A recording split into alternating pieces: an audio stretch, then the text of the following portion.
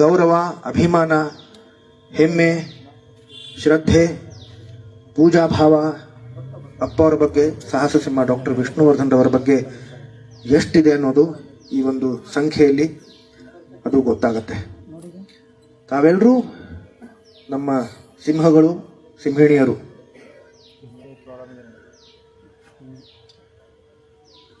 ಈಗ ಇತ್ತೀಚೆಗೆ ಅಭಿಮಾನ್ ಸ್ಟುಡಿಯೋದಲ್ಲಿ ಏನು ದುರ್ಘಟನೆ ಆಯಿತು ಅದು ಅತ್ಯಂತ ಖಂಡನೀಯ. ನಮ್ಮೆಲ್ರಿಗೂ ತುಂಬಾ ತುಂಬಾ ಸಂಕಟ ಆಗಿದೆ, ದುಃಖ ಆಗಿದೆ. ಈಗ ಮುಂದೆ ಏನು ಮಾಡಬೇಕು ಅನ್ನೋದರ ಬಗ್ಗೆ ಈ ಒಂದು ಚರ್ಚೆ. ಆದರೆ ನಮ್ಮ ಭವಿಷ್ಯವನ್ನ ನಿರೂಪಿಸಬೇಕಾದ್ರೆ ಅಥವಾ ಒಂದು ಕಟ್ಟಡಕ್ಕೆ ಕಲಶವನ್ನ ನಾವು ದೇವಸ್ಥಾನಕ್ಕೆ ಒಂದು ಕಲಶವನ್ನ ಏರಿಸಬೇಕಾದ್ರೆ ಅದರ ಬುನಾದಿ, ಅದರ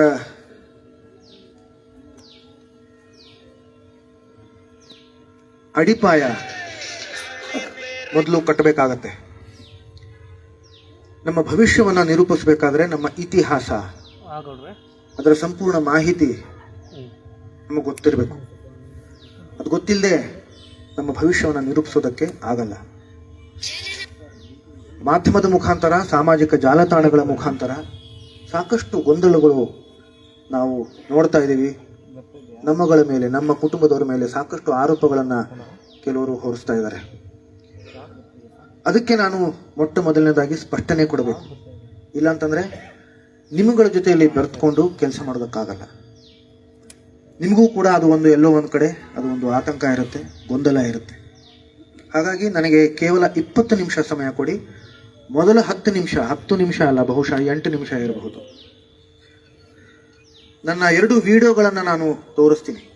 ಇದು ಮೊಟ್ಟ ಮೊದಲ ಚರ್ಚೆ ಅಲ್ಲ, ಮೊಟ್ಟ ಮೊದಲ ಸಭೆ ಕೂಡ ಅಲ್ಲ. ನಾನು ಅಭಿಮಾನಿಗಳನ್ನ ಕರೆಸಿ ಸಾಕಷ್ಟು ಸಂದರ್ಭಗಳಲ್ಲಿ ಚರ್ಚೆ ಮಾಡಿದ್ದೀನಿ, ಅಭಿಮಾನ್ ಸ್ಟುಡಿಯೋ ಬಗ್ಗೆನೆ, ನಮ್ಮ ಪುಣ್ಯಭೂಮಿ ಬಗ್ಗೆನೆ. ಆದ್ರೆ ಅದಕ್ಕೆ ಇಷ್ಟೊಂದು ಪ್ರಚಾರ ಸಿಕ್ಕಿರಲಿಲ್ಲ. ಅದು ಇವಾಗ ಸಿಕ್ಕಿದೆ. ಮತ್ತೊಮ್ಮೆ ಹೇಳ್ತೀನಿ, ಇದು ಮೊಟ್ಟ ಮೊದಲ ಬಾರಿಗೆ ನಾನು ಕರೆಸಿರೋ ಸಭೆ ಅಲ್ಲ.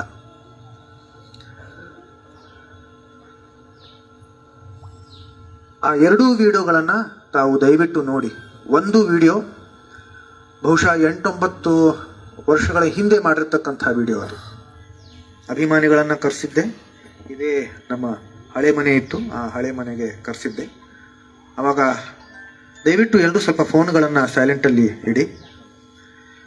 ಅಲ್ಲಿ ಕರೆಸಿದ್ದೆ. ಆವಾಗ ನಾನು ಮಾತಾಡಿರೋ ವಿಡಿಯೋ ನನ್ನ ಸಾಮಾಜಿಕ ಜಾಲತಾಣಗಳಲ್ಲೂ ನಾನು ಇತ್ತೀಚಿನ ಒಂದು ವಾರದ ಹಿಂದೆ ನಾನು ಅದನ್ನ ಹಾಕೊಂಡಿದ್ದೆ. ಅದಕ್ಕೆ ಅಷ್ಟೊಂದು ವೀಕ್ಷಣೆ ಬಂದಿಲ್ಲ. ಹಾಗಾಗಿ ನಾನು ಇದನ್ನ ತೋರಿಸ್ಬೇಕು. ನಾನು ನೋಡಿದ್ರೆ ನಿಮ್ಗೆ ಗೊತ್ತಾಗುತ್ತೆ ಅದು 8-9 ವರ್ಷಗಳ ಹಿಂದೆ ಮಾಡಿರ್ತಕ್ಕಂಥ ವಿಡಿಯೋ ಅಂತ.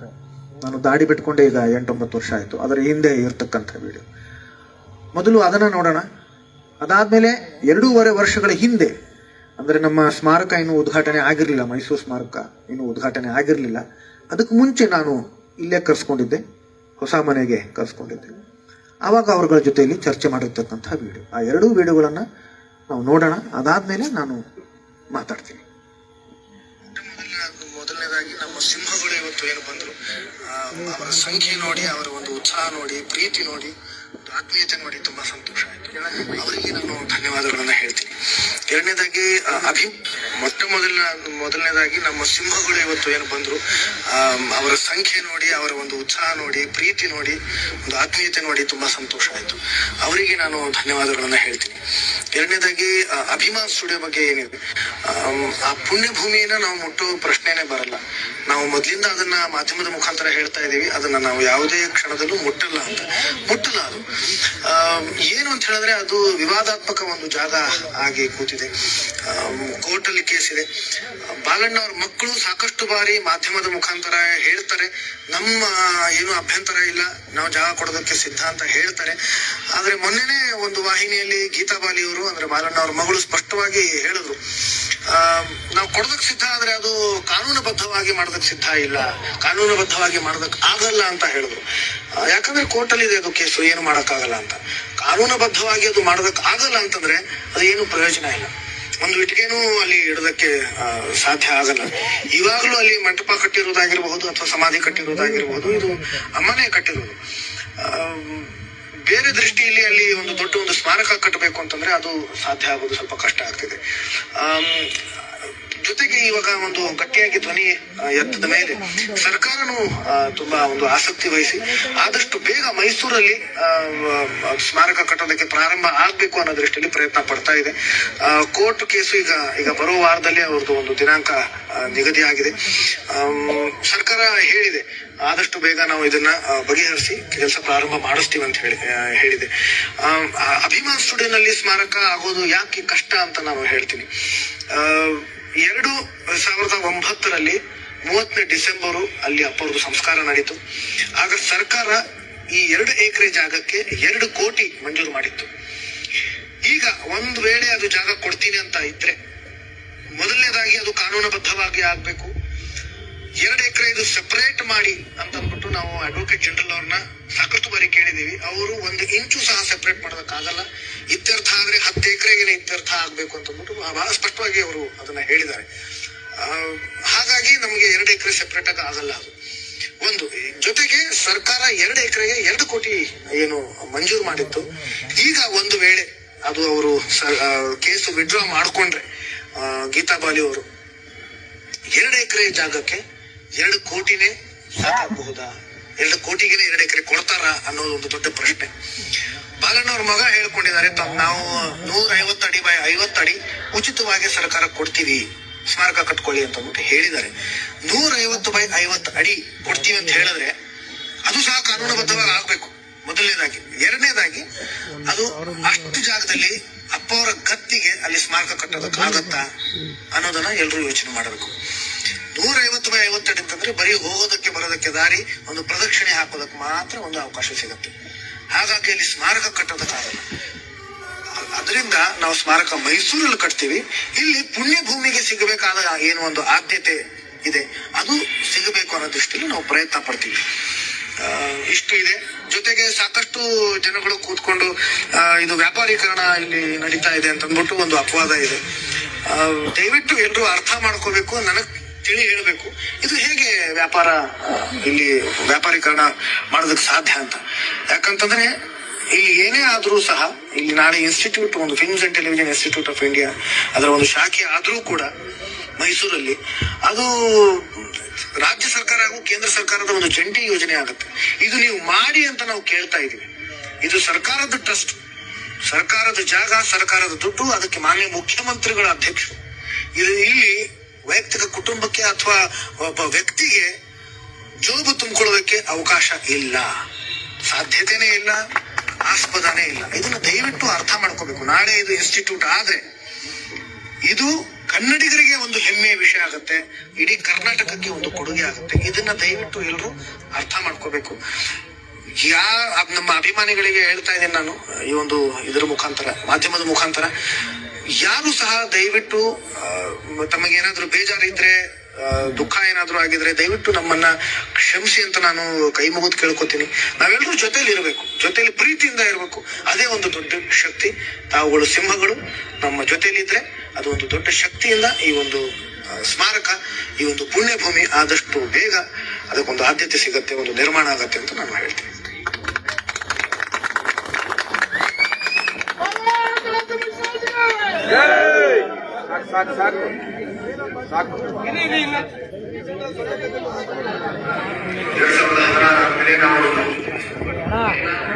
ಕನಸು ಮನಸ್ಸಲು ಅಭಿಮಾನಿಗಳಿಗೆ ಅವಕಾಶ ಮಾಡಿಕೊಡ್ಬೇಡಿ ಅಂತ ಅವರು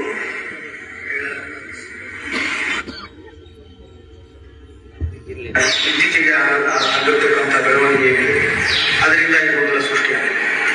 ನಮ್ಮ ಮೇಲೆ ಒಂದಿಷ್ಟು ಆರೋಪಗಳನ್ನ ಮಾಡುವುದು.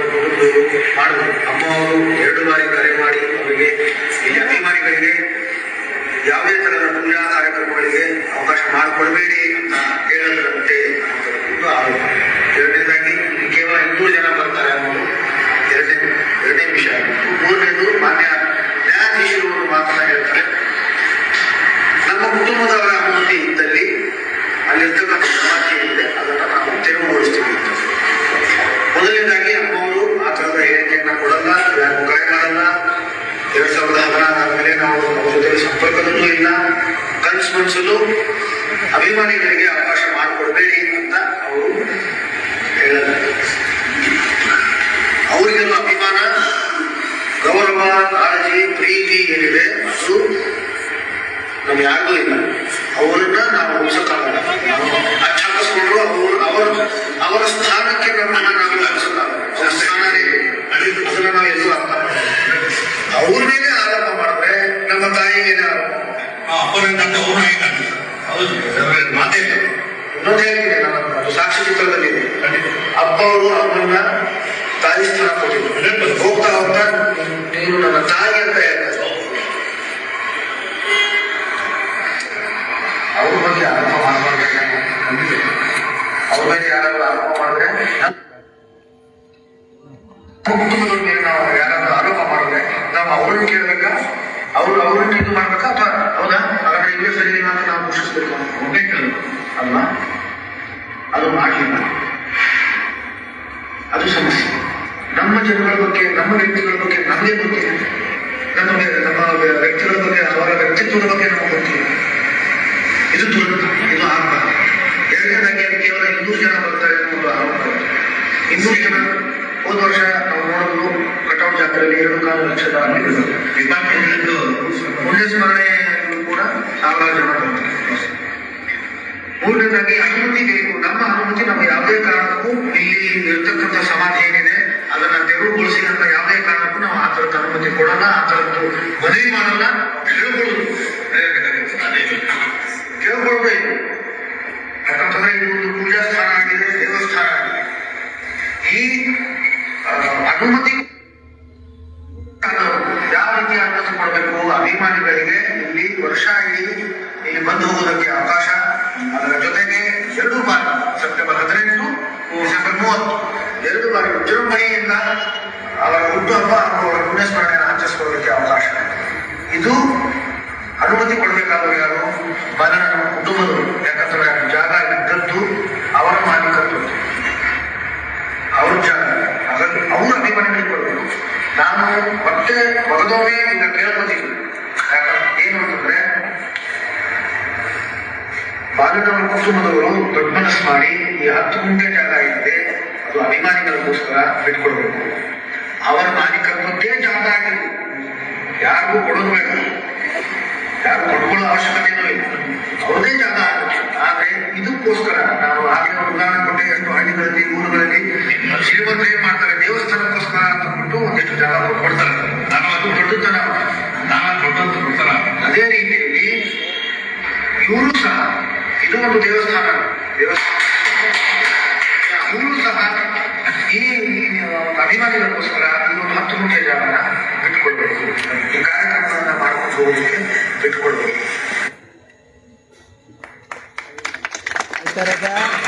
ಅದನ್ನ ಹಿರಿಯ ಕಲಾವಿದರು ಅವರಿಗೆ ಅರ್ಥವರು ಮಹತ್ತರ ಆಗಿರ್ತಾರೆ. ಹಾಗಾಗಿ ಇನ್ನೊಂದು ಕಲಾವಿದರಿಗೆ ಅದು ಗೌರವ ಸಲ್ಲಿಸಲು ಒಂದು ಅವಕಾಶ.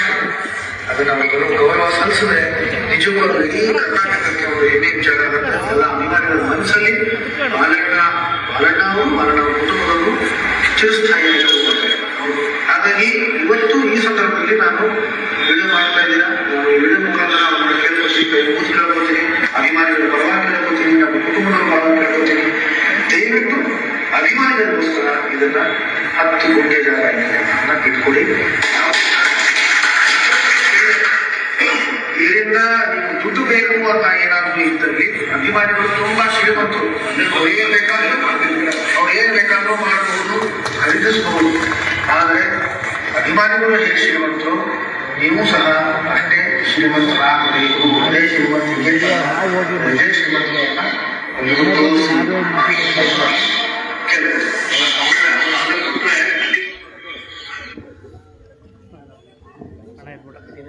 ಎಲ್ಲರೂ ಕೇಳಿಸ್ಕೊಂಡ್ರಲ್ಲ. 8-9 ವರ್ಷಗಳ ಹಿಂದೆ ನಾನು ಮಾತಾಡಿರ್ತಕ್ಕಂಥ ವಿಡಿಯೋ ಅಭಿಮಾನಿಗಳ ಸಮ್ಮುಖದಲ್ಲಿ. 2ನೇ ವಿಡಿಯೋ 2.5 ವರ್ಷಗಳ ಹಿಂದೆ ಮಾಡಿರ್ತಕ್ಕಂಥ ವಿಡಿಯೋ. ನಮ್ಮ ಹೇಳಿಕೆ ಏನಿದೆ, ನಮ್ಮ ಅನಿಸಿಕೆ ಏನಿದೆ, ನಮ್ಮ ಭಾವನೆ ಏನಿದೆ, ಬಹುಶಃ ಅದು ಈ 2 ವಿಡಿಯೋಗಳ ಮುಖಾಂತರ ತಮ್ಮೆಲ್ರಿಗೂ ಅದು ತಲುಪಿದೆ ಅಂತ ಅನ್ಸುತ್ತೆ. ನಮ್ಮ ಮೇಲೆ ಇತ್ತೀಚೆಗೆ ಆರೋಪಗಳನ್ನು ಮಾಡಿದ್ರು. ಇಲ್ಲಿ ತೆರವುಗೊಳಿಸ್ತಾ ಇರೋ ವಿಷಯ ನನಗೆ ಗೊತ್ತಿತ್ತು ಅಂತ. ನಾನು ಸ್ವಲ್ಪ ದುಡ್ಡು ತಗೊಂಡಿದ್ದೀನಿ ಅನ್ನೋದು ಬಂತು.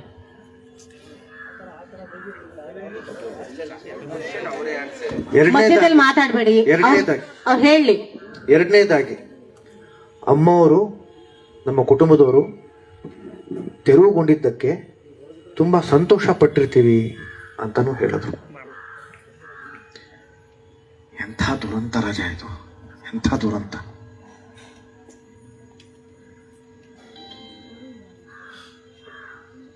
ಎಂಥ ವಿಕೃತವಾದ ಮನಸ್ಸಿರ್ಬೇಕಿದು. ನಾವು ಅವ್ರ ಬಗ್ಗೆ ಆ ಥರ ಅನ್ಕೊಳ್ತೀವ?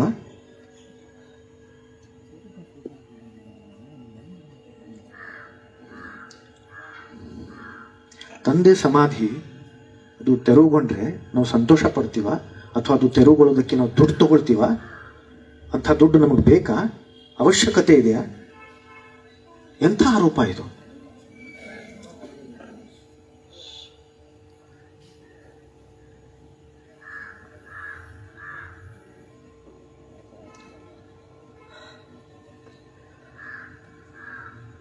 ಈಗ ನಾನು ಒಂದು ಇತಿಹಾಸ ಹೇಳ್ತೀನಿ ಇದರದ್ದು. 2009 ತಮ್ಮೆಲ್ಲರಿಗೂ ಗೊತ್ತಿರೋ ಹಾಗೆ ಡಿಸೆಂಬರ್ 30ನೇ ತಾರೀಕು ಅಪ್ಪ ಅವರು ಸಾಹಸ ಸಿಂಹ ಡಾಕ್ಟರ್ ವಿಷ್ಣುವರ್ಧನ್ ರವರು ನಮ್ಮನ್ನೆಲ್ಲ ಶಾರೀರಿಕವಾಗಿ ಬಿಟ್ಟು ಹೋದರು, ಅಗಲಿದ್ರು. ಆಗ ನಮಗೆ ಗೊತ್ತಿಲ್ಲ, ನಮ್ಮ ಮನಸ್ಥಿತಿ ಸರಿ ಇರಲಿಲ್ಲ. ಆವಾಗ ಚಾಮರಾಜಪೇಟೆಯಲ್ಲಿ ಅವರ ಕುಟುಂಬದವರ ಅಲ್ಲಿ ಯಾವಾಗಲೂ ಸಂಸ್ಕಾರ ಅಲ್ಲಿ ಮಾಡ್ತಾರೆ, ಹಾಗಾಗಿ ಅಲ್ಲೇ ಮಾಡಬೇಕು ಅಂತ ನಾವು ಅಂದ್ಕೊಂಡಿತ್ತು. ಆದರೆ ಅವತ್ತು ಮಾನ್ಯ ಕುಮಾರಸ್ವಾಮಿ ಅವರು ನನ್ನನ್ನು ಕರೆ ಮಾಡ್ತಾರೆ, ಮಾಡಿ ಹೇಳ್ತಾರೆ, ಅಪ್ಪಾಜಿಯವರು ಅನ್ಕೊಳ್ತಾ ಇದ್ದಾರೆ ಸ್ಥಳದಲ್ಲಿ ಸಾಮೂಹಿಕ ರುದ್ರಭೂಮಿಯಲ್ಲಿ ಅವರ ಅಂತ್ಯ ಸಂಸ್ಕಾರ ನಡೀಬಾರ್ದು, ಅವ್ರಿಗೆ ಆದಂತಹ ಒಂದು ಪ್ರತ್ಯೇಕ ಸ್ಥಳದಲ್ಲಿ ಅವರ ಅಂತ್ಯಕ್ರಿಯೆ ನಡಿಬೇಕು, ಸರ್ಕಾರದ ಸಕಲ ಗೌರವದ ಸಮೇತ ಅವರನ್ನು ಬೀಳ್ಕೊಡ್ಬೇಕು ಅಂತ ಹೇಳಿದ್ರು. ಅದಾದ ಮೇಲೆ ಯಡಿಯೂರಪ್ಪನವ್ರು ಸರ್ ಇದ್ರು, ಅವರು ಮುಖ್ಯಮಂತ್ರಿಗಳಾಗಿದ್ರು, ಅಂಬರೀಷ್ ಅಂಕಲ್ ಇದ್ರು. ಎಲ್ಲರೂ ಸೇರಿ ಅತ್ಯಂತ ಗೌರವದಿಂದ ಅಭಿಮಾನದಿಂದ ಅವತ್ತು ಅಲ್ಲಿ ಅವರನ್ನ ಬೀಳ್ಕೊಟ್ರು.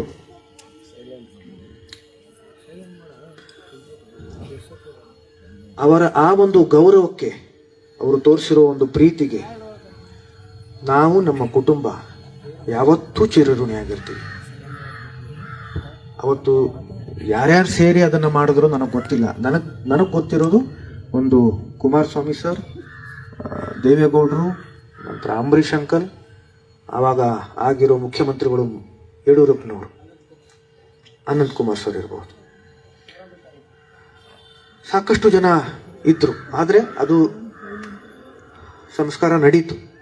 ಬಹುಶಃ ಆ ಒಂದು ಅವಸರದಲ್ಲಿ ಅವರಿಗೆ ಅದು ಗೊತ್ತಿರಲಿಲ್ವೇನೋ, ಆ ಜಾಗ ವಿವಾದಾಸ್ಪದವಾದ ಜಾಗ ಅಂತ ಅವ್ರಿಗೆ ಗೊತ್ತಿರಲಿಲ್ವೇನೋ. ಆದರೆ ಕೆಲವು ದಿನಗಳು ಆದ ಮೇಲೆ ನಮಗದು ಗೊತ್ತಾಗತ್ತೆ, ಅದು ಕೋರ್ಟಲ್ಲಿದೆ, ನ್ಯಾಯಾಲಯದಲ್ಲಿದೆ ಅಂತ. ಅದು 2004ರಿಂದ ಇದೆ. ಗೀತಾ ಬಾಲಿಯವರು ಅಂತಂದ್ರೆ ಬಾಲಣ್ಣವರ ಮಗಳು ತಮ್ಮ ಸಹೋದರರ ಮೇಲೆ ಅದನ್ನ ಕೇಸ್ ಹಾಕಿದ್ರು, ಅವರ ವಿರುದ್ಧ ಕೇಸ್ ಹಾಕಿದ್ರು. ಏನ್ ಮಾಡೋಣ, 10 ಎಕರೆ ಜಾಗದ ಮೇಲೆ ಹಾಕಿದ್ರು. ಅವರಿಗೆ ಒಟ್ಟು 20 ಎಕರೆ ಜಾಗ ಸರ್ಕಾರ ಕೊಟ್ಟಿತ್ತು. ಅದರಲ್ಲಿ 10 ಎಕರೆ ಅವರು ಮಾರ್ಕೊಂಡಿದ್ರು. ಅದನ್ನು ಮಾರಿ ಆ 10 ಎಕರೆ ಜಾಗದಲ್ಲಿ ದುಡ್ಡು ಏನು ಬರುತ್ತೋ, ಅದನ್ನು ಮಾರಿ ಏನು ದುಡ್ಡು ಬರುತ್ತೋ ಆ ದುಡ್ಡಲ್ಲಿ ನಾವು ಅಭಿಮಾನ್ ಸ್ಟುಡಿಯೋನ ಅಭಿವೃದ್ಧಿಗೊಳಿಸ್ತೀವಿ ಅಂತ ಹೇಳಿದ್ರು. ಒಂದು ವೇಳೆ ಅಭಿವೃದ್ಧಿಗೊಳಿಸದಿದ್ದ ಪಕ್ಷದಲ್ಲಿ ಅದು ಸರ್ಕಾರಕ್ಕೆ ಗಮನಕ್ಕೆ ಬಂದರೆ ಸರ್ಕಾರ ಅದನ್ನು ವಶಪಡಿಸ್ಕೋಬಹುದು ಅನ್ನೋದು ಕೂಡ ಅದರಲ್ಲಿ ಉಲ್ಲೇಖ ಆಗಿದೆ. ಅದು ಒಂದು ಕಡೆ ಇರಲಿ. ಇನ್ನೊಂದು ಕಡೆ ಈ 10 ಎಕರೆ ಮಿಕ್ಕಿದ 10 ಎಕರೆ ಜಾಗದಲ್ಲಿ ನಂದು ಪಾಲಿದೆ ಅಂತ ಗೀತಾ ಬಾಲಿಯವರು ಅದನ್ನ ಮೊಕದ್ದಮೆ ಹೂಡಿದ್ರು.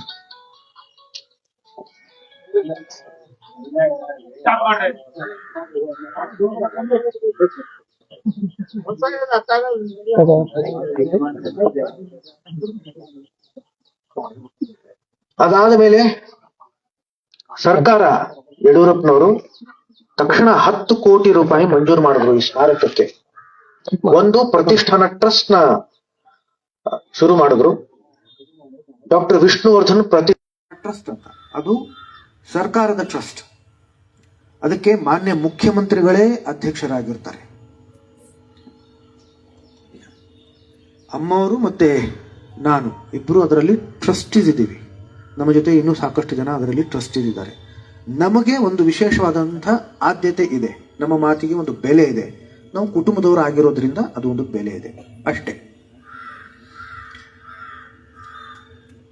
10 ಕೋಟಿಯಲ್ಲಿ 8 ಕೋಟಿ ಸ್ಮಾರಕಕ್ಕೆ, ಅಂದ್ರೆ ಸ್ಮಾರಕ ನಿರ್ಮಾಣಕ್ಕೆ, ಆ ಕಟ್ಟಡಕ್ಕೆ 2 ಕೋಟಿ ಬಂದ್ಬಿಟ್ಟು ಜಾಗಕ್ಕೆ, 2 ಎಕರೆ ಜಾಗಕ್ಕೆ ಅಂತ ಹೇಳಿದ್ರು. 10 ಎಕರೆ ಜಾಗಕ್ಕೆ ಅವ್ರು ಕೇಸ್ ಹಾಕೊಂಡಿದ್ದಾರೆ. ಈಗ ಈ 2 ಎಕರೆ ಜಾಗದಲ್ಲಿ ಸ್ಮಾರಕ ಆಗ್ಬೇಕು. ಹೇಗಾಗತ್ತೆ ಇದು ಆಗ್ಬೇಕು ಅಂತಂದ್ರೆ ನಾನು ಸುಮಾರು ಬಾರಿ ಅಡ್ವೊಕೇಟ್ ಜನರಲ್ ಅವರನ್ನ ಭೇಟಿ ಮಾಡಿದ್ದೀನಿ. ನಮ್ಮ ರಾಜ್ಯ ಸರ್ಕಾರದ ವಕೀಲರು ಕೂಡ ಸಾಕಷ್ಟು ಬಾರಿ ಹೋರಾಡಿದ್ದಾರೆ.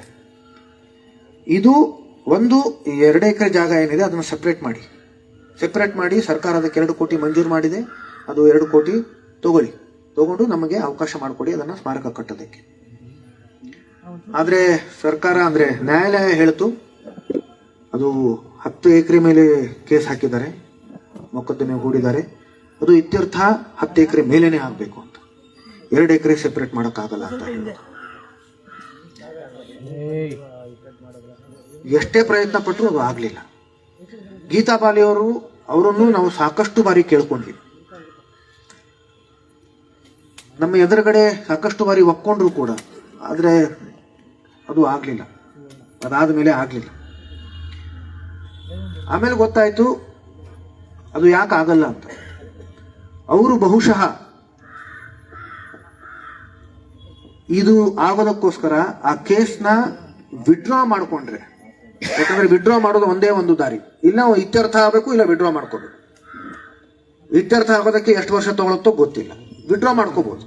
ವಿಡ್ರಾ ಮಾಡ್ಕೊಂಡ್ರೆ ರಾತ್ರಿ ಅವ್ರ ಸಹೋದರರು ಅದನ್ನ ಮಾರ್ಕೊಂಡ್ಬಿಟ್ರೆ ಬಹುಶಃ ಆತಂಕ ಆಕೆಗೆ ಇರಬಹುದೇನು.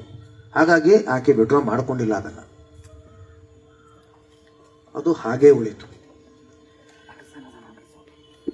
ಅಮ್ಮವರು ಅಪ್ಪವರ ಅಸ್ಥಿ ಏನಿದೆ, ಅಸ್ಥಿ ಅವಶೇಷಗಳೇನಿದೆ ಅದು ಅಲ್ಲೇ ಇಟ್ಟಿದ್ರು. ಅಭಿಮಾನ್ ಸ್ಟುಡಿಯೋದಲ್ಲೇ ಒಂದು ಜಾಗದಲ್ಲಿ ಇಟ್ಟಿದ್ರು, ಸುರಕ್ಷಿತವಾಗಿ ಇಟ್ಟಿದ್ರು. ಅಲ್ಲಿ ಈಗ ಏನು ಮಂಟಪ ಇತ್ತಲ್ಲ ಅದರ ಕೆಳಗಡೆ ಏನೇನೂ ಇರಲಿಲ್ಲ. ಕೆಲವರು ಅದನ್ನು ಹೇಳಿದ್ರು, ಒಂದು ಚೊಂಬಲ್ಲಿ ಇಟ್ಟಿದ್ರು. ಇಲ್ಲ, ತಪ್ಪು ಮಾಹಿತಿ, ಸುಳ್ಳು ಮಾಹಿತಿ, ಏನೇನೂ ಇರಲಿಲ್ಲ. ಇವಾಗ ಹೇಗಿದೆ ಅಲ್ಲ ಹಾಗೇ ಇತ್ತು.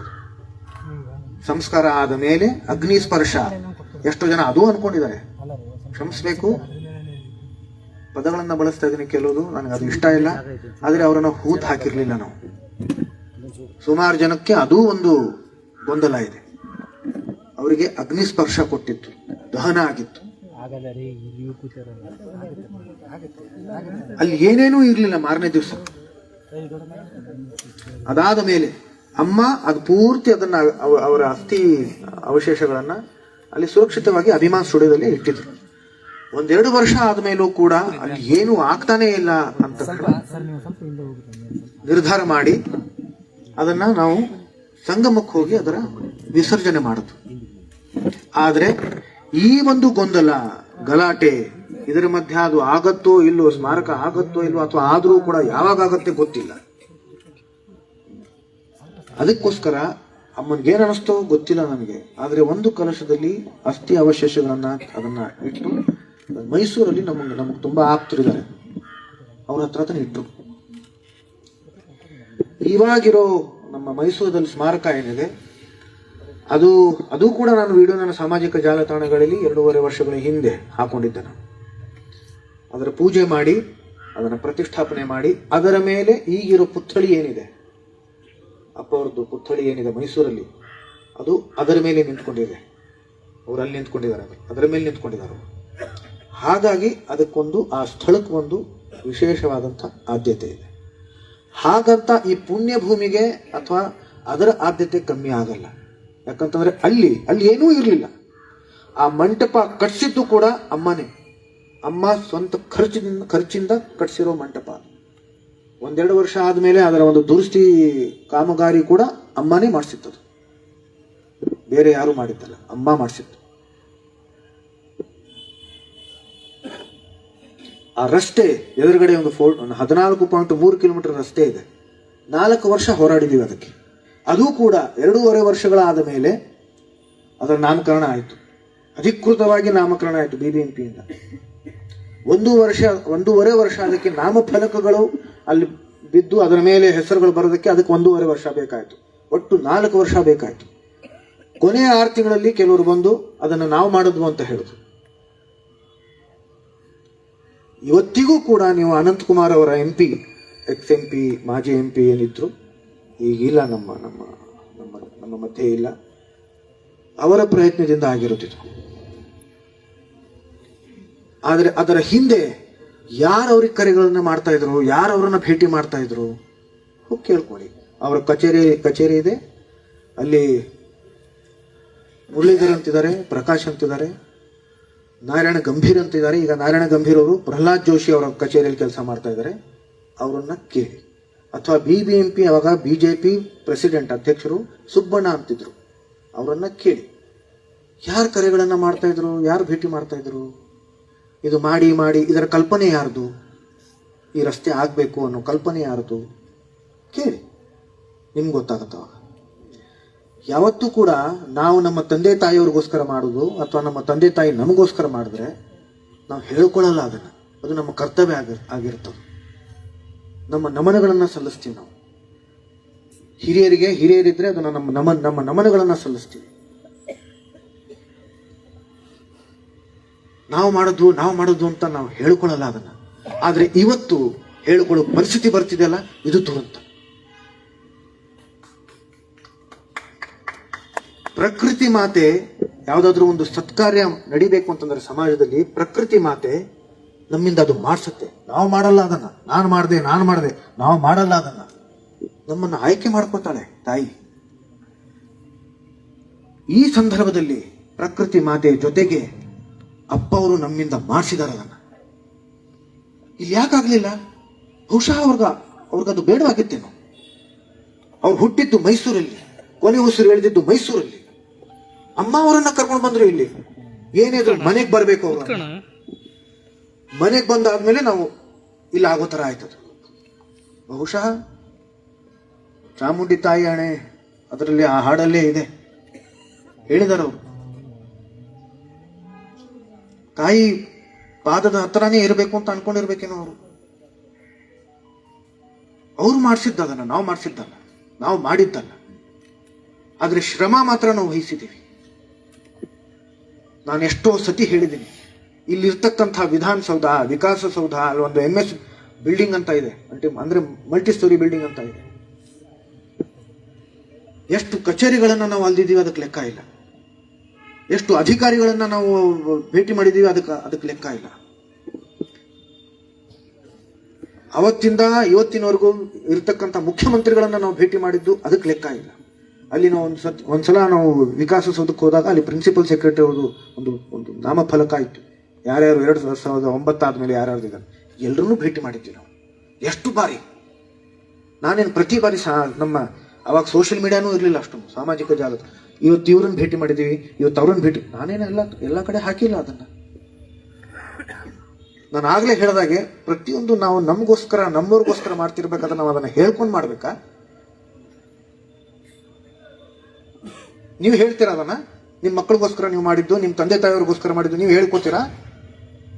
ಆದ್ರೆ ಅಪವಾದ ಬಂದ್ರೆ, ಆರೋಪ ಬಂದ್ರೆ ಹೇಳಲೇಬೇಕಾದ ಪರಿಸ್ಥಿತಿ ಬರ್ತಿದೆ.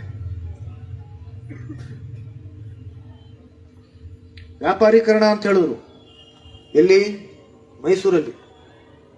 ಹೇಗೆ ವ್ಯಾಪಾರೀಕರಣ ಆಗುತ್ತದು ಹೇಳಿ ನನಗೆ, ಹೇಗೆ ವ್ಯಾಪಾರೀಕರಣ ಆಗುತ್ತೆ?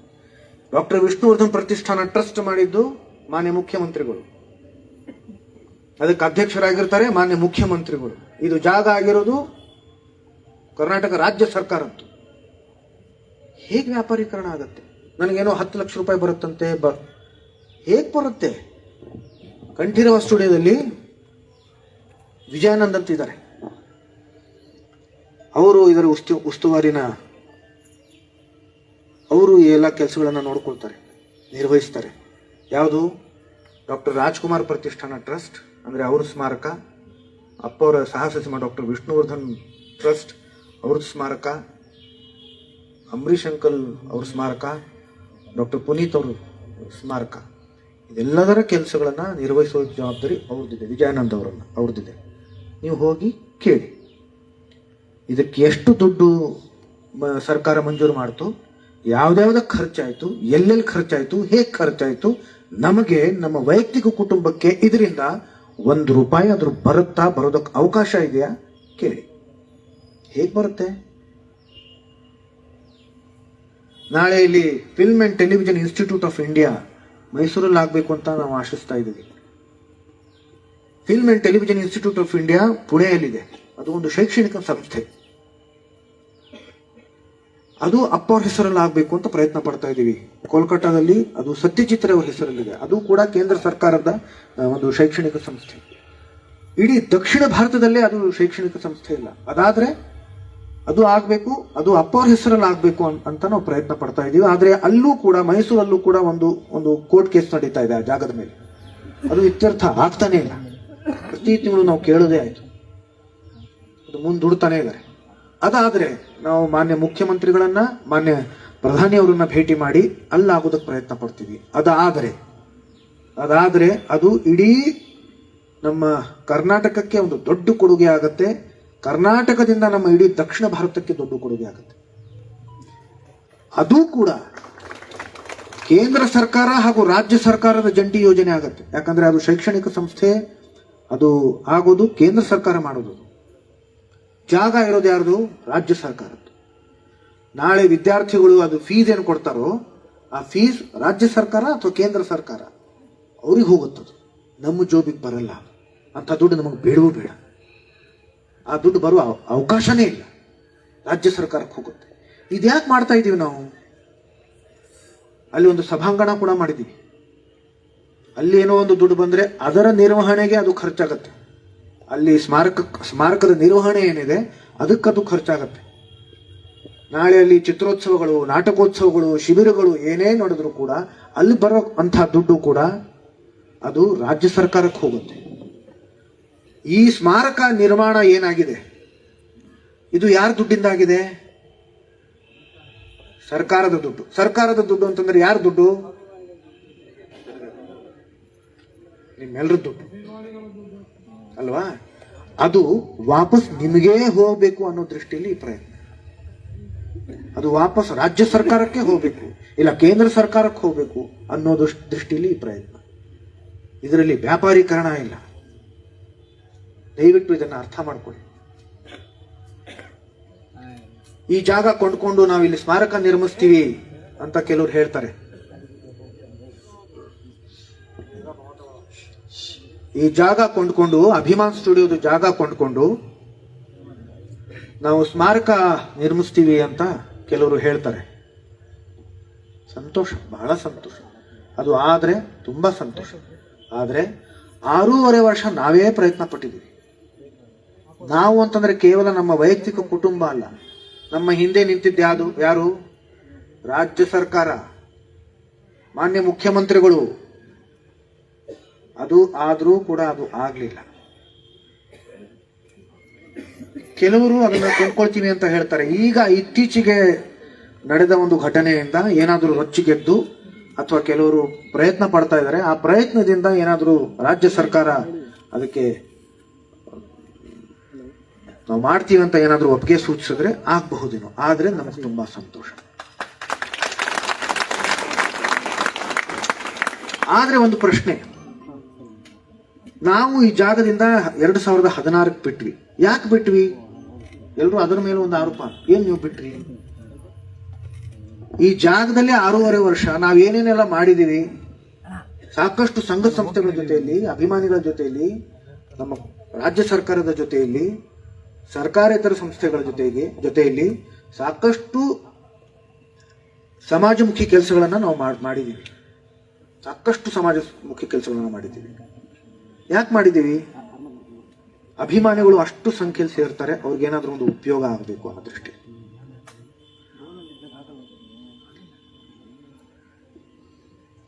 ಎರಡು 2016 ಬಾಲಣ್ಣ ಅವರ ಮಗ ಗಣೇಶ್ ಅವರು ಒಂದು ವಾಹಿನಿಯಲ್ಲಿ ಕೂತ್ಕೊಂಡು ತುಂಬಾ ಕೆಟ್ಟದಾಗಿ ಅಮ್ಮವ್ರ ಬಗ್ಗೆ ಮಾತಾಡ್ತಾರೆ. ಆಗ್ಲೇ ಅಷ್ಟೊಂದು ಪ್ರಯತ್ನಗಳನ್ನ ಮಾಡಿ, ಅಷ್ಟೊಂದು ಅವಮಾನಗಳನ್ನ ಸಹಿಸಿ, ಒಂದ್ಸಲ ಭಾರತಿ ಅಮ್ಮವರು ಒಂದು ಕಂಠೀರವ ಸ್ಟುಡಿಯೋನಲ್ಲಿ ಒಂದು ಮೀಟಿಂಗ್ ಆಯ್ತು. ಆ ಮೀಟಿಂಗ್ ಅಲ್ಲಿ ಬಾಲಣ್ಣ ಅವ್ರ ಕುಟುಂಬದವರು ಇದ್ರು, ಕೆಲವು ಅಧಿಕಾರಿಗಳಿದ್ರು. ಎಲ್ಲರ ಮುಂದೆ ಕಣ್ಣೀರು ಸುರಿಸಿದ್ದಾರೆ. ಅವರು ಕೈ ಜೋಡಿಸಿ ಕೇಳ್ಕೊಂಡಿದ್ದಾರೆ, ದಯವಿಟ್ಟು ನಮ್ಮ ಯಜಮಾನರ ಸ್ಮಾರಕ ಆಗೋ ಹಾಗೆ ದಯವಿಟ್ಟು ಸಹಕರಿಸಿ ಅಂತ. ಆದ್ರೂ ಕೂಡ ಆಗ್ಲಿಲ್ಲ. ಭಾರತಿ ವಿಷ್ಣುವರ್ಧನ್ ಅಂತಂದ್ರೆ ಯಾರು ಗೊತ್ತಾ ನಿಮ್ಗೆ? ಅವ್ರು ಕೇವಲ ವಿಷ್ಣುವರ್ಧನ್ ಅವರ ಪತ್ನಿ ಅಲ್ಲ. ಇದನ್ನ ದಯವಿಟ್ಟು ಅರ್ಥ ಮಾಡ್ಕೋಬೇಕೆಲ್ರು. ತುಂಬಾ ಹಿರಿಯರು ಆಕೆ. ಅಭಿಮಾನದಿಂದ ಹೇಳ್ತೀನಿ, ಅಪ್ಪ ಅವರು ಸೂಪರ್ ಸ್ಟಾರ್ ಆದ್ರು. ಅದಕ್ಕೂ ಮುಂಚೆ ಸೂಪರ್ ಸ್ಟಾರ್ ಇದ್ದವರು ಭಾರತಿ ವಿಷ್ಣುವರ್ಧನ್ ಅವರು, ಭಾರತೀಯವರು. ಇದನ್ನ ಅರ್ಥ ಮಾಡ್ಕೊಳ್ಳಿ. ಪಂಚಭಾಷಾ ನಟಿ, ಕಲಾ ಸರಸ್ವತಿ ಆಕೆ. ಯೋಚನೆ ಮಾಡಿ ಇದರ ಬಗ್ಗೆ. ಅವರಂಥ ಕಲಾವಿದರು ಇವತ್ತಿನ ಕಾಲದಲ್ಲಿ ಹುಟ್ಟೋದಕ್ಕೆ ಸಾಧ್ಯನೂ ಇಲ್ಲ. ಯಾವ್ಯಾವ ಭಾಷೆಗಳಲ್ಲಿ, ಯಾವ್ಯಾವ ಕಲಾವಿದರ ಜೊತೆಯಲ್ಲಿ, ಯಾವ್ಯಾವ ನಿರ್ದೇಶಕರ ಜೊತೆಯಲ್ಲಿ ಕೆಲಸ ಮಾಡಿದ್ದಾರೆ, ಸ್ವಲ್ಪ ತಿಳ್ಕೊಳ್ಳಿ ರಜಾ. ಅದನ್ನ ಅವ್ರ ಬಗ್ಗೆ ಇಲ್ಲ ಸಲದ ಆರೋಪಗಳನ್ನು ಹೊರಿಸ್ತಿರಲ್ಲ ನೀವು, ಸ್ವಲ್ಪ ತಿಳ್ಕೊಳ್ಳಿ ಅದನ್ನ.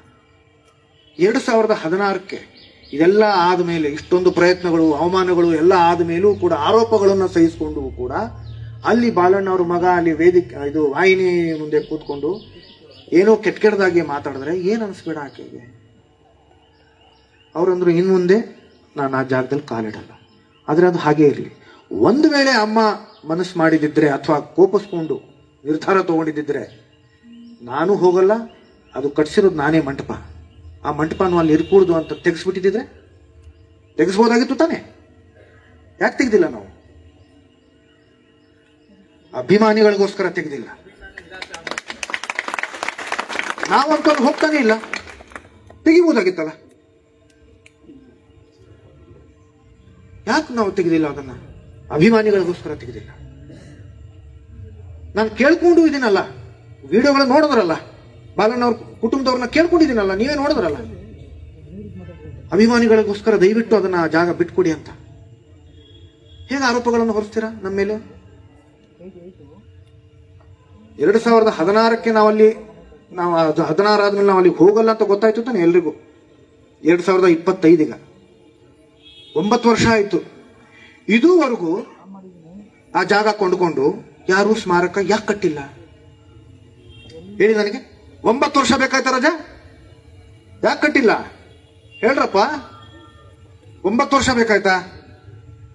3 ವರ್ಷಗಳ ಹಿಂದೆ ಅಭಿಮಾನಿಗಳು ನ್ಯಾಯಾಲಯಕ್ಕೆ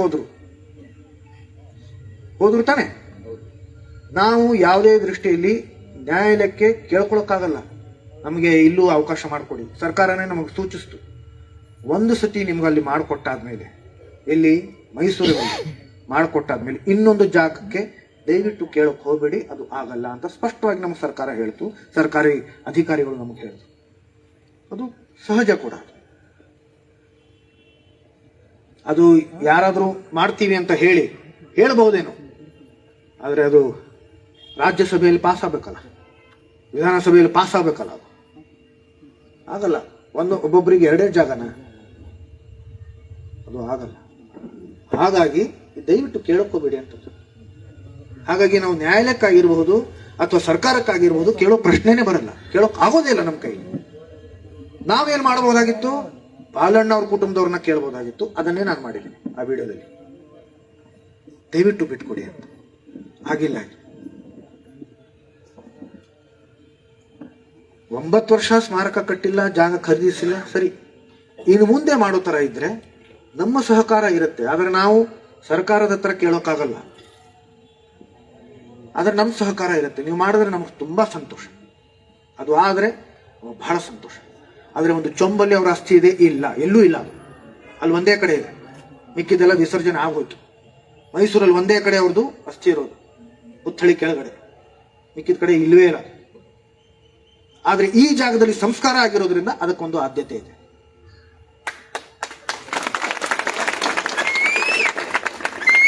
ನಾಳೆ ಇಲ್ಲೇನಾದ್ರೂ ಅವ್ರ ಕುಟುಂಬದವರು ಏನೋ ಆಯ್ತು, ಸರ್ಕಾರದವರು ಏನೋ ಒಂದು ಅವ್ರಿಗೆ ಇನ್ನೂ ಒತ್ತಡ ಹಾಕಿ ಇದು ಏನಾದ್ರೂ ಕೊಂಡ್ಕೊಳ್ಳೋ ತರ ಆಯ್ತು, ಯಾರಾದ್ರೂ ಕೊಂಡ್ಕೊಂಡ್ರು ಅಂತಂದ್ರು, 2 ವಿಷಯಗಳನ್ನ ನಾನು ಹೇಳೋದಕ್ಕೆ ಇಷ್ಟಪಡ್ತೀನಿ. ನಮ್ಮ ಸಹಕಾರ ಎಲ್ಲಿಗಿರುತ್ತೆ ಅಂತಂದ್ರೆ, ಯಾವ ರೀತಿ ಇರುತ್ತೆ ಅಂತಂದ್ರೆ, ಆ ಸ್ಮಾರಕ ಏನಾಗುತ್ತೋ ಅದು ಕೇವಲ ಸಾಹಸ ಸಿಂಹ ಡಾಕ್ಟರ್ ವಿಷ್ಣುವರ್ಧನ್ ರವರಿಗೆ ಮಾತ್ರ ಸೀಮಿತ ಇರಬೇಕು, ಅವರಿಗೆ ಮಾತ್ರ ನಮನ ಸಲ್ಲಿಸೋ ತರ ಇರಬೇಕು. ಈಗ ನಾನು ಆಗ್ಲೇ ಹೇಳಿದೆ ನಿಮಗೆ, ಅಭಿಮಾನಿಗಳು ಕೆಲವರು, ಅದು ಅಭಿಮಾನಿಗಳಲ್ಲ, ನಾನು ಎಷ್ಟೋ ಸಲ ಹೇಳಿದ್ದೀನಿ, ನಿಜವಾದ ಅಭಿಮಾನಿಗಳು ಅದನ್ನು ಮಾಡೋದೇ ಇಲ್ಲ. ಅಭಿಮಾನಿಗಳು ಅಂತ ಹೇಳ್ಕೊಂಡು ಮುಖವಾಡ ಹಾಕೊಂಡು ವೇಷ ಧರಿಸ್ಕೊಂಡು ನಮ್ಮ ಜೊತೆಯಲ್ಲಿ ಇರೋರು ಕೆಲವರು ವಿರೋಧಿಗಳು ಇರ್ತಾರೆ, ಕೆಲವರು ಸ್ವಾರ್ಥಿಗಳು ಇರ್ತಾರೆ. ಅವರುಗಳು ಏನ್ ಮಾಡ್ತಾರೆ, ಸುಮಾರು ವಿಷಯಗಳನ್ನ ಹೇಳ್ತೀನಿ, ಅದ್ರ ಒಂದು ವಿಷಯ ಹೇಳ್ತೀನಿ. ಆ ಬ್ಯಾನರ್ ಅಲ್ಲಿ ಅಪ್ಪವ್ರಿಗಿಂತ ಅವ್ರ ಫೋಟೋನೇ ಜಾಸ್ತಿ ದೊಡ್ಡದಿರುತ್ತೆ. ಅದೇ ರೀತಿಯಲ್ಲಿ ಸ್ಮಾರಕದ್ದು ಆಗ್ಬಾರ್ದು. ಸ್ಮಾರಕ ಯಾರು ಕಟ್ಟಿಸ್ತಾರೋ ಅದು ಸೇವೆ. ಅದು ಸೇವೆ ಮಾಡ್ತಿರ್ಬೇಕಾದ್ರೆ ನಾನು ಮಾಡಿದೆ ಅಂತ ಇರಬಾರ್ದು. ಅದು ಅವ್ರಿಗೋಸ್ಕರ ಮಾಡ್ತಿರೋದು ಜನಾರ್ದನ ಸೇವೆ. ಆ ರೀತಿಲಿದ್ರೆ ನಮ್ಮ ಸಹಕಾರ ಇರುತ್ತೆ. 2ನೇದು, ಅದಕ್ಕೆ ದುಡ್ಡು ಖರ್ಚು ಎಷ್ಟಾಗತ್ತೆ, ಯಾರು ಕೊಡ್ತಾರೆ ಅಥವಾ ಯಾರ್ಯಾರು ಕೊಡ್ತಾರೆ, ಲೆಕ್ಕಾಚಾರ ಯಾರು ಇಡ್ತಾರೆ, ಅದನ್ನ ಪಾರದರ್ಶಕತೆ ಇದೆಯಾ, ಅದೆಲ್ಲವೂ ಇರಬೇಕು. ಜೊತೆಗೆ ಆ ದುಡ್ಡಿನ ವ್ಯವಹಾರದಲ್ಲಿ ನಾವು ಇರಲ್ಲ, ನಾವು ಖಡಾಖಂಡಿತವಾಗಿ ಇರಲ್ಲ. ಅದು ನೀವುಗಳೇ ನೋಡ್ಕೋಬೇಕು. ಆದ್ರೆ ಅದು ಗಮನ ಇರಲಿ. ಏನೋ ಆಗಬಹುದು, ಅದನ್ನು ನಿಮ್ಮ ಗಮನ ಇರಲಿ. ಏನೂ ಆಗದೆ ಇರೋ ರೀತಿಯಲ್ಲಿ, ಒಳ್ಳೆ ರೀತಿಯಲ್ಲಿ ಅಲ್ಲಿ ಏನಾದರೂ ಸ್ಮಾರಕ ಆದರೆ ನಾವು ತುಂಬಾ ಸಂತೋಷ ಪಡ್ತೀವಿ. ಪ್ರತಿಮೆ ಮಾಡ್ತೀವಿ, ಇನ್ನೊಂದು ಮಾಡ್ತೀವಿ, ಮತ್ತೊಂದು ಮಾಡ್ತೀವಿ, ಬೃಹತ್ ಪ್ರತಿಮೆ ಮಾಡ್ತೀವಿ, ಮಾಡಿ ಸಂತೋಷ. ಇದಕ್ಕದು ಕಾಂಪೆನ್ಸೇಟ್ ಮಾಡೋಕ್ಕಾಗಲ್ಲ. ಇದೇನ್ ಮಾಡ್ತೀವೋ ಈ ಜಾಗದಲ್ಲಿ ಮಾಡೋದು ಬೇರೆ, ಇದಕ್ಕೊಂದು ಬೇರೆ ಆದ್ಯತೆ ಇರುತ್ತೆ. ಬೇರೆ ಕಡೆ ಮಾಡಿದ್ರೆ ಅಪ್ಪರು ಪ್ರತಿಮೆ ಮಾಡಿದರೆ ಅದು ಸಂತೋಷ. ಆದ್ರೆ ಅದು ಇದರ ಬದಲಾಗಿ ಅದನ್ನು ಮಾಡಿದೀವಿ, ಅದು ಆಗಲ್ಲ. ಆ ಪ್ರತಿಮೆಗೂ ನಮ್ಮ ಮೈಸೂರು ಸ್ಮಾರಕಕ್ಕೂ ಹೋಲಿಸ್ಬೇಡಿ. ಅಲ್ಲಿ ಅವರ ಅಸ್ಥಿ ಇದೆ, ಇದು ಜ್ಞಾಪಕಕ್ಕೆ ಇಟ್ಕೊಳ್ಳಿ. ರಾಜ್ಯ ಸರ್ಕಾರ ಮಾಡಿರ್ತಕ್ಕಂಥ ಸ್ಮಾರಕ ಅದು, ಅದರ ಆದ್ಯತೆನೇ ಬೇರೆ.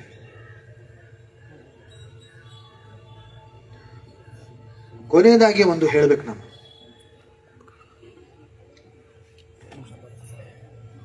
ನನಗೆ ಹೇಳೋದಕ್ಕೆ ಇದು ತುಂಬಾ ಬೇಜಾರಾಗ್ತಾ ಇದೆ, ಆದರೆ ನಾನು ಹೇಳಲೇಬೇಕಾದ ಪರಿಸ್ಥಿತಿ ಇದೆ.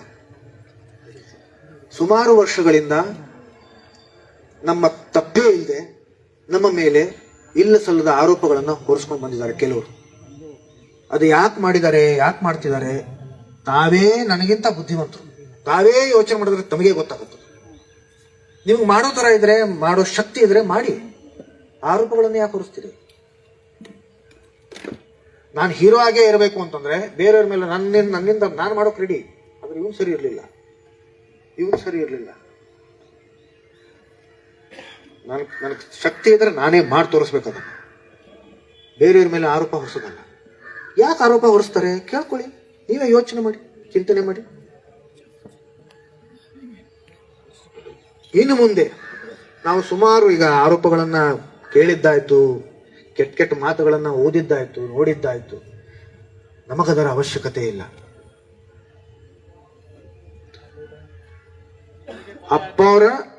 ಅಪ್ಪವರ ಸಾಹಸ ಸಿಂಹ ಡಾಕ್ಟರ್ ವಿಷ್ಣುವರ್ಧನ್ ಅವರ, ನನಗೆ ಇನ್ನೊಂದು ಹೇಳ್ತೀನಿ, ನನಗೊಂದ್ಸಲ ಅವಮಾನ ಆಗಿತ್ತು. ನನ್ನ ಒಂದು ಅನುಭವದಲ್ಲಿ ಒಂದ್ಸಲ ತುಂಬಾ ಒಂದು ಅವಮಾನ ಆಗಿತ್ತು ನನಗೆ. ನಾನು ಎಷ್ಟೋ ನನ್ನ ಸಂದರ್ಶನಗಳಲ್ಲಿ ಹೇಳ್ಕೊಂಡಿದ್ದೀನಿ ಅದನ್ನ. ಅಪ್ಪವರು ಹತ್ತಿದ್ರು, ಗೊತ್ತಾ ನಿಮ್ಗೆ? ಹತ್ತಿದ್ರು, ತಾಯಿ ತರ ಹತ್ತಿದ್ರು. ಸಾಹಸ ಸಿಂಹ ಅಂತಿರಲ್ಲ, ಹೃದಯದಲ್ಲಿ ಅವರು ತಾಯಿ ತರ ಇದ್ರು, ಹತ್ತಿದ್ರು. ನನಗಾಗಿದ್ದು ನಿಮಗಾಗಬಾರ್ದು ಅನಿ ಅಂತ ಹೇಳಿದ್ರು. ನೀವುಗಳು ಏನ್ ಮಾಡ್ತಾ ಇದ್ದೀರಾ? ಅದನ್ನೇ ಮಾಡ್ತಾ ಇದ್ದೀರಾ. ಎಷ್ಟೊಂದು ಅವಮಾನಗಳು, ಆರೋಪಗಳು. ಯಾಕೆ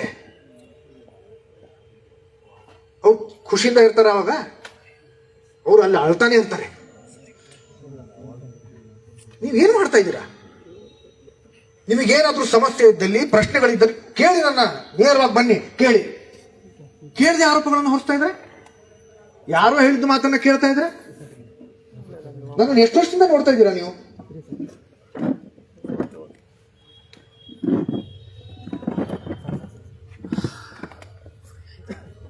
ಕೇಳ್ರಪ್ಪ, ನಾನ್ ನಿಮ್ ಕುಟುಂಬದವನೇ ಅಂತ ಹೇಳ್ತೀನಲ್ಲ, ಕೇಳಿ ನನ್ನ.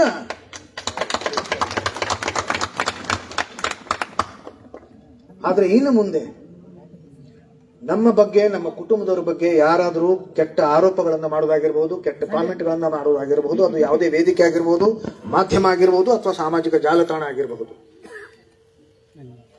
ಈಗಾಗಲೇ ಎಷ್ಟೋ ಬಾರಿ ಆಗಿದೆ, ಈ ಇತ್ತೀಚಿನ ದಿನಗಳಲ್ಲೇ ಆಗಿರೋದ್ರಿಂದ ಕೆಲವರು ಬಂದು ನಮಗೆ ಸ್ಪಷ್ಟವಾಗಿ ಹೇಳಿದ್ರು, ದಯವಿಟ್ಟು ಇವರುಗಳ ವಿರುದ್ಧ ನೀವು ಮೊಕದ್ದಮೆ ಹೂಡಿ, ಅವರಿಗೆ ತಕ್ಕ ಶಿಕ್ಷೆ ಆಗೋ ರೀತಿಯಲ್ಲಿ ನೀವು ಪ್ರಯತ್ನ ಪಡಿ. ಇವತ್ತಿಗೂ ನಿಮ್ಗೆ ಗೊತ್ತಿದೆ, ಯಾರಾದ್ರೂ ಕೆಟ್ಟದಾಗ ಕಾಮೆಂಟ್ ಮಾಡಿ ನಾನೇನಾದ್ರೂ ಅದನ್ನ ಕಂಪ್ಲೇಂಟ್ ಕೊಟ್ರೆ ಏನಾಗುತ್ತೆ ಅಂತ ನಿಮ್ಗೆ ಗೊತ್ತಿದೆ. ಆದ್ರೆ ನಾನು ಆ ತರ ಹೇಳಿದಾಗ ನಾನು ಅದಕ್ಕೆ ಒಪ್ಲಿಲ್ಲ. ಇದ್ದಕ್ಕಿದ್ದ ಹಾಗೆ ಆ ತರ ಮಾಡಬಾರ್ದು, ಒಂದ್ಸಲ ಎಚ್ಚರಿಕೆ ಆದ್ರೂ ಕೊಡಬೇಕು. ಯಾಕಂದ್ರೆ ಅವ್ರದೇ ಆದಂತಹ ಒಂದು ವೈಯಕ್ತಿಕ ಜೀವನ ಇರುತ್ತೆ, ವೈಯಕ್ತಿಕ ಕುಟುಂಬ ಇರುತ್ತೆ, ಅವ್ರನ್ನ ಪ್ರೀತಿಸೋರು ಜನ ಇರ್ತಾರೆ, ಅವ್ರಿಗೆ ತೊಂದರೆ ಆಗ್ಬಾರ್ದು. ಆದ್ರೆ ಈಗ ನಾನು ಅದನ್ನ ಎಚ್ಚರಿಕೆ ಕೊಡ್ತಾ ಇದ್ದೀನಿ, ದಯವಿಟ್ಟು ನಮ್ಮನ್ನ ಬಲವಂತ ಮಾಡಬೇಡಿ. ನಿಮ್ಮ ವಿರುದ್ಧ ಕಂಪ್ಲೇಂಟ್ ಕೊಡೋದು ನಮಗಿಷ್ಟ ಇಲ್ಲ. ಆದ್ರೆ ದಯವಿಟ್ಟು ಇದೇ ಮುಂದುವರಿಸ್ಕೊಂಡು ಹೋದ್ರೆ ನಾವು ಕಂಪ್ಲೇಂಟ್ ಮಾಡಲೇಬೇಕಾದ ಪರಿಸ್ಥಿತಿ ಬರುತ್ತೆ. ನಿಮಗ್ ತೊಂದರೆ ಆದ್ರೆ ನಮಗಿಷ್ಟ ಇಲ್ಲ, ನಿಮಗ್ ಕಷ್ಟ ಆದ್ರೆ ನಮಗಿಷ್ಟ ಇಲ್ಲ. ನಾವೆಲ್ಲರೂ ಜೊತೆಲಿರೋಣ, ಒಂದಾಗಿರೋಣ, ಒಗ್ಗಟ್ಟಿಂದಿರೋಣ, ಪ್ರೀತಿಯಿಂದ ಇರೋಣ. ವಸುಧೈವ ಕುಟುಂಬಕಂ ಅಂತ ನಾನು ಎಷ್ಟೋ ಬಾರಿ ಹೇಳ್ಕೊಂಡಿದ್ದೀನಿ. ಈ ಭೂಮಿ ಮೇಲೆ ಇರ್ತಾ ಇರೋ ನಾವೆಲ್ಲರೂ ಒಂದೇ ಕುಟುಂಬದವರು. ನಾವೆಲ್ಲರೂ ಇದ್ಕೊಂಡು, ಜೊತೆಲಿ ಇದ್ಕೊಂಡು, ಈ ಸ್ಮಾರಕ ಏನಿದೆಯೋ ಈ ಸ್ಮಾರಕ ಆಗೋ ತರ ಇದ್ರೆ ನಾವೆಲ್ಲರೂ ಜೊತೆಲಿ ಇದ್ದೀವಿ.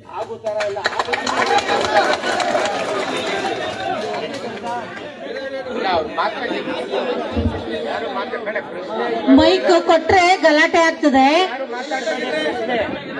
ಕೆಲವೊಬ್ರು ಪ್ರಶ್ನೆ ಕೇಳೋರಿದ್ರೆ ಅವ್ರು ಮಾತ್ರ ಕೇಳಿ ಅವ್ರು ಉತ್ತರ ಕೊಡ್ತಾರೆ. ಗಲಾಟೆ ದಯವಿಟ್ಟು ಗೊಂದಲ ಮಾಡಬೇಡಿ.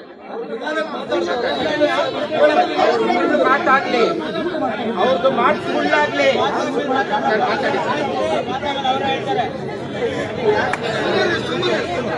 ಫಿನಿಶ್ ಮಾಡ್ಲಾ.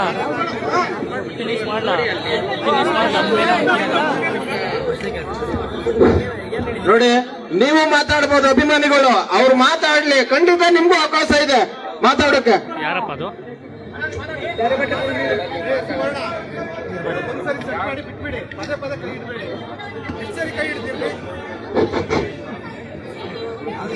ಎಲ್ರಿಗೂ ನಮಸ್ಕಾರ. ಫಸ್ಟ್ ವಿಷ್ಣು ಅಣ್ಣನ ಮನೆಯಿಂದ ಮಾತಾಡ್ತಿದ್ದಾರೆ. ಅವರ ಅನಿಸಿಕೆಗಳನ್ನು, ಅವರ ಮನದಾಳಗಳನ್ನು, ಅವರ ತೀರ್ಮಾನಗಳನ್ನು, ಅವರ ನೋವು ನಲಿವುಗಳನ್ನು ನಾವೆಲ್ಲ ಒಂದು ಸ್ನೇಹ ಭಾವದಿಂದ ಕೇಳೋಣ. ನಂತರ ಅವ್ರು ಒಂದೊಂದಾಗಿ ಕೇಳೋಣ. 10 ಜನ ಕೇಳಿದಾಗ ಏನಾಗುತ್ತೆ, ಯಾವ ಒಂದು ಉತ್ತರಕ್ಕೂ ಉತ್ತರ ಬರಲ್ಲ, ಯಾವ ಪ್ರಶ್ನೆ ಉತ್ತರ ಬರಲ್ಲ. ದಯವಿಟ್ಟು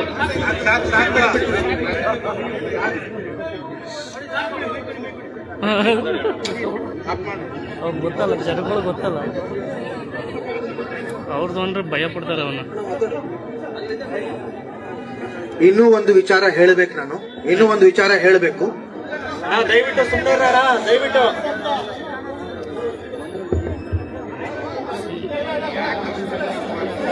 ರಾಜಿ ಬೇರೆ.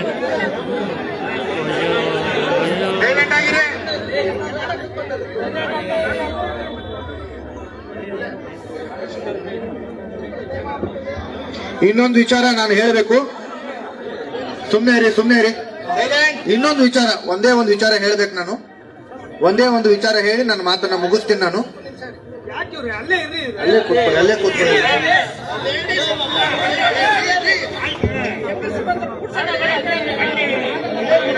ಕೂತ್ಕೊಳ್ಳಿ. ಅಲ್ಲೇ ಕೂತ್ಕೊಳ್ಳಿ. ಮುಗೀತು ನಂದು ಎರಡೇ.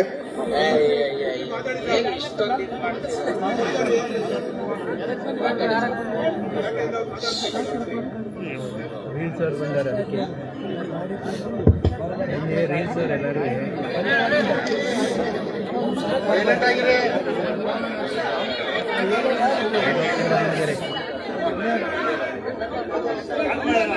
ಇವಳು ಕೂಡ ಬೇರೆ ಬಂದದೆ ಇವ್ರು ಕತ್ತರಿಸ್ಬೇಕಲ್ಲ. ಅಭಿಮಾನ್ ಸ್ಟುಡಿಯೋದಲ್ಲಿ ಅಲ್ಲಿ ಅಷ್ಟೊಂದು ಪ್ರಯತ್ನಗಳು ಆದ ಮೇಲೆ ಕೆಲವರಿಗೆ ಅದು ಗೊತ್ತಿಲ್ಲ. ಅದಕ್ಕೆ ನಾನು ಮತ್ತೊಮ್ಮೆ ಹೇಳ್ತಾ ಇದ್ದೇನೆ. ಯಾಕಂತಂದ್ರೆ ಮೊನ್ನೆ ನನ್ನ ಪತ್ರಿಕಾಗೋಷ್ಠಿಯಲ್ಲಿ ಮಾಧ್ಯಮದವರು ಕೆಲವು ಪ್ರಶ್ನೆಗಳನ್ನು ಕೇಳಿದ್ರು. ಮಾಧ್ಯಮದ ಪ್ರತಿನಿಧಿಗಳು ಯುವಕರು ಯುವತಿಯರು, ಹಾಗಾಗಿ ಅವರಿಗೆ ಎಲ್ಲ ಇತಿಹಾಸ ಗೊತ್ತಿರಲಿಲ್ಲ. ಹಾಗಾಗಿ ಕೆಲವು ವಿಷಯಗಳನ್ನ ನಾನು ಹೇಳಿದೆ. ಈಗ ತಾವು ಮತ್ತೆ ಸೇರಿದ್ದೀರಿ, ಹಾಗಾಗಿ ಕೆಲವು ವಿಚಾರಗಳನ್ನ ನಾನು ಹೇಳೋದನ್ನ ಬಿಟ್ಟಿದ್ದೆ, ಅದನ್ನ ಹೇಳ್ತೀನಿ. ಅಭಿಮಾನ್ ಸ್ಟುಡಿಯೋದಲ್ಲಿ ಅದು ಆಗೋದೇ ಇಲ್ಲ ಅಂತ ತಕ್ಷಣ ಅಲ್ಲಿ ಸುಮಾರು ವರ್ಷಗಳ ಪ್ರಯತ್ನ ಆದ್ಮೇಲೆ ಅದರ ಪಕ್ಕದಲ್ಲಿ ಜಾಗ ಕೊಡ್ತೀವಿ ಅಂತ ಹೇಳಿದ್ರು.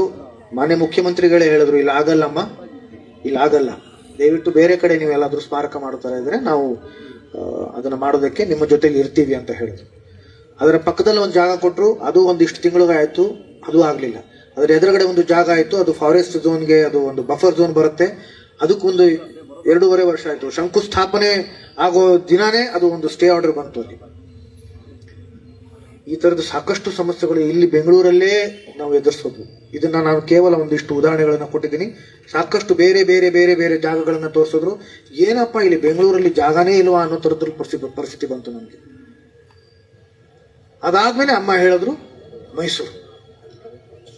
ಅದಕ್ಕೆ ನಾವು ಅಲ್ಲಿ ಮೈಸೂರಿಗೆ ಹೋಗಿದ್ದು. ಈಗ ನಾನು ಎಲ್ಲಾನು ಹೇಳಿದ್ದೀನಿ, ನಿಮ್ಮ ಜೊತೆಲಿ ನಾವಿದ್ದೀವಿ, ನಮ್ಮ ಸಹಕಾರ ಇರುತ್ತೆ. ಮತ್ತೊಮ್ಮೆ ಮಗದೊಮ್ಮೆ ತಾವೆಲ್ಲರೂ ಇವತ್ತು ಬಂದಿದ್ದೀರಿ. ನಾನಿದ್ದೀನಿ ನಿಮ್ ಜೊತೆಲಿ, ನಾನು ಯಾವಾಗಲೂ ನಿಮ್ ಜೊತೆಲಿ. ಈಗ ಯಾರ್ದಾದ್ರು ಪ್ರಶ್ನೆ ಇದ್ರೆ ಅದನ್ನ ಕೇಳಿ.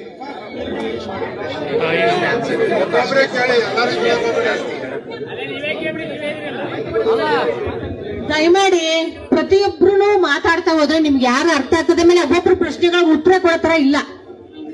ಯಾಕಂದ್ರೆ ಅಷ್ಟು ಜನರು ಪ್ರಶ್ನೆ ಕೇಳುವಾಗ ಎಷ್ಟು ಅಂತ ಅವ್ರು ಹೇಳ್ಕೊಳ್ಲಿಕ್ಕಾಗತ್ತೆ. ಆ ಕೊನೆಯ ಮಾತುಗಳನ್ನ ಆಲಿಸಿ ದಯಮಾಡಿ ಈ ಸಭೆಗೆ ಒಂದು ಗೌರವ ಕೊಡಿ ಅಂತ ಕೇಳ್ತಾ ಇದೀನಪ್ಪ ಎಲ್ರಿಗೂ.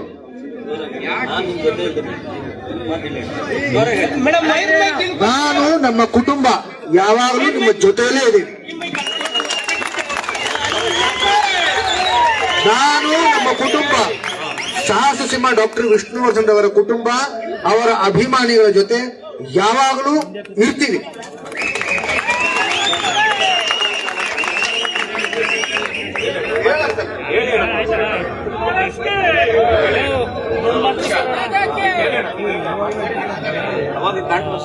ಸ್ಮಾರಕ ನಿರ್ಮಾಣ ಆಗೋದಕ್ಕೋಸ್ಕರ ನಾವೆಲ್ಲರೂ ನಿಮ್ಮ ಜೊತೆಯಲ್ಲೇ ಇರ್ತೀವಿ.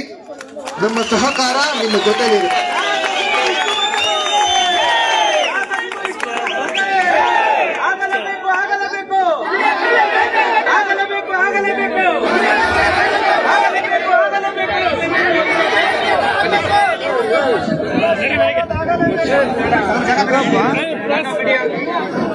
ಹಣ ಪಿನಿಸು